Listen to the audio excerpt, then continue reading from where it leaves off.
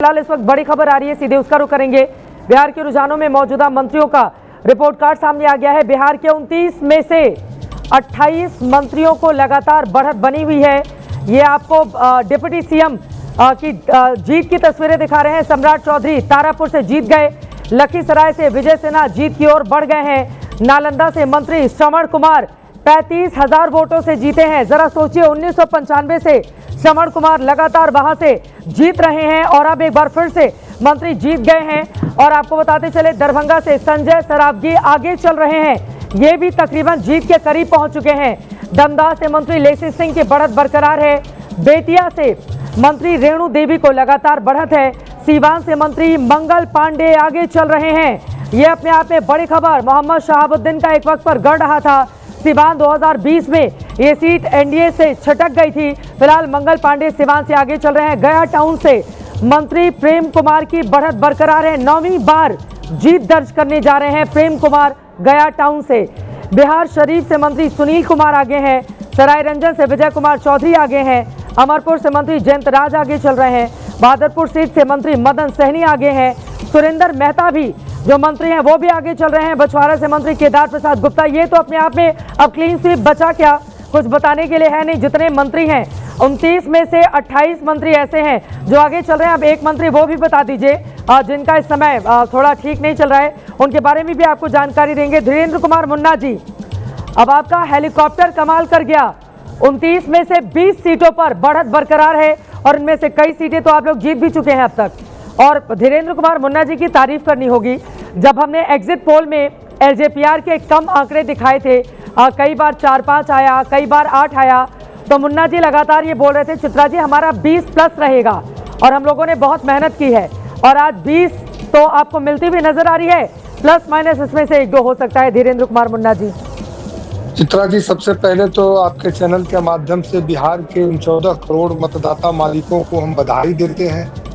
NDA के सभी कार्यकर्ताओं को बधाई देते हैं और साथ में सभी पत्रकार बंधुओं को भी और आपको भी बधाई देता हूं कि लोकतंत्र के इस महापर्व में आप लोगों ने भी अपनी महती भूमिका निभाई है।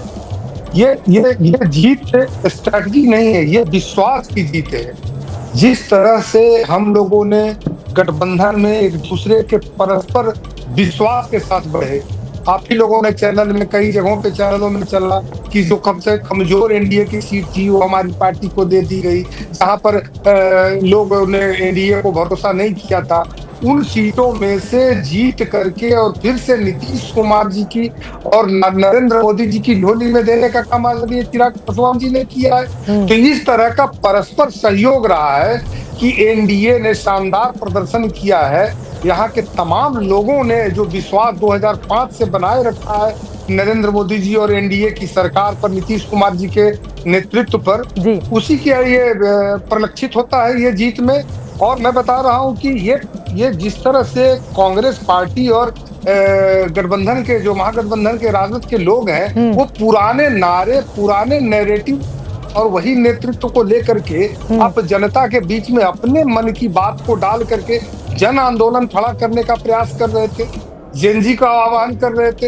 लेकिन जेनजी तो था यहाँ पे आदरणीय चिराग पासवान जी के साथ में आकर्षक नेतृत्व, भरोसेमंद नेतृत्व, YMY का समीकरण, महिलाओं के सशक्तिकरण का काम 2005 से ही हो रहा है। जो उस समय की बेटियां साइकिल और पोशाक के सहारे आगे बढ़ी है, आज महिला बन करके वो मजबूती से खड़ी है सरकार के साथ में। हाँ। तो ये लोगों के बीच में नहीं रहते। आप लोगों ने भी तो 10,000 रुपए पहले डाले ना चुनाव के पहले डाले हैं, ये बात सही है, लेकिन ये एक योजना नहीं है ना। महिलाओं के लिए कई ऐसी योजनाएं हैं, बालिकाओं के लिए योजनाएं हैं, ग्रेजुएट जो कर रही हैं बच्चियां उन लोगों के लिए योजनाएं हैं। उसमें से सिर्फ एक को आप पकड़ करके अगर दिखाती हैं तो मुझे लगता है कि कहीं ना कहीं बिहार के जो उन महिलाओं को घूसखोरी के शब्द को विपक्ष जो आज ही बोलता है कि घूस दे करके वोट लिया, कहीं ना कहीं बिहार के लोग और महिलाएं अपमानित महसूस करती हैं। इन सब चीजों को नहीं बोलना चाहिए। उन्हीं का पैसा उन्हीं को दिया जा रहा है। यही तो पारदर्शिता है सरकार में कि अगर बिहार में लोगों ने टैक्स दिया है, देश के लोगों ने टैक्स दिया है, चित्रा जी आपके टैक्स के पैसे, मेरे टैक्स के पैसे से अगर बहनों को अगर फायदा मिल रहा है तो स्वावलंबी बनाया जा रहा है, तो इसमें ये फायदा चुनाव की ठीक पहले नहीं हमेशा दीजिए ना। बहनों को फायदा तो हमेशा मिलते रहना चाहिए। अब इसी सवाल के साथ आपके पास आते हुए गौरव भाटिया जी, बार बार कहा जा रहा है महिलाओं ने एक तरफा वोट किया और 10,000 रुपए की बहुत महती भूमिका रही उसमें। तो ये 10,000 रुपए चुनाव के पहले तो डाल दिया, लेकिन अब तो बहनों ने जिस तरह से जिताए हैं उनके हाथ आपको लगातार मजबूत करने होंगे।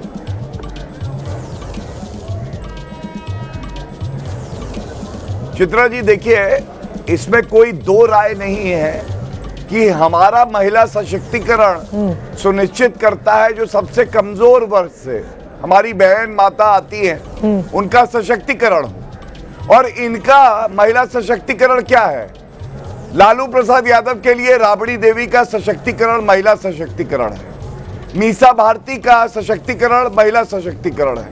कांग्रेस पार्टी पे आ जाइए, सोनिया गांधी और प्रियंका गांधी वाड्रा संसद तक पहुंच गई तो महिला सशक्तिकरण हो गया। लेकिन आप जो बात कह रही है चित्रा जी, क्योंकि मैं वरिष्ठ अधिवक्ता भी हूं, मैं आपको बता दूं जी, कानून है, मॉडल कोड ऑफ कॉन्डक्ट है, हमने कानून का पालन किया है। सर्वोच्च न्यायालय के सामने एसआईआर का मुद्दा भी गया। अगर इनको लगता है कि केंद्र की योजना का रुपया नहीं आ सकता बिहार चुनाव के दौरान, इस देश में न्यायालय है कि नहीं है? सर्वोच्च न्यायालय गए थे ना, चले जाते। अब जब जीत हमारी हो गई तब एसआईआर गलत है, तब कहेंगे कि ये रुपया दिया है ये गलत है। तो झारखंड में ये क्या कर रहे थे ये बताइए?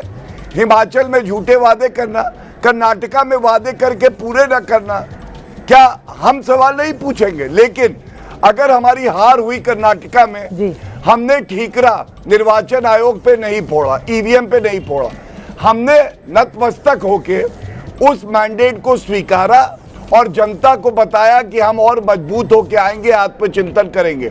और ऐसी वैसी हार नहीं है। अगर मैं अपनी बात को पूरा करूं, कांग्रेस पार्टी 17 सीटें थी, अब 4 और 5 सीटों पे आ गई, सिंगल डिजिट पार्टी हो गई। 19 से मुकेश सैनी जिसको डिप्टी सीएम का चेहरा बनाया था, उसको 1 सीट नहीं मिली। बिल्कुल।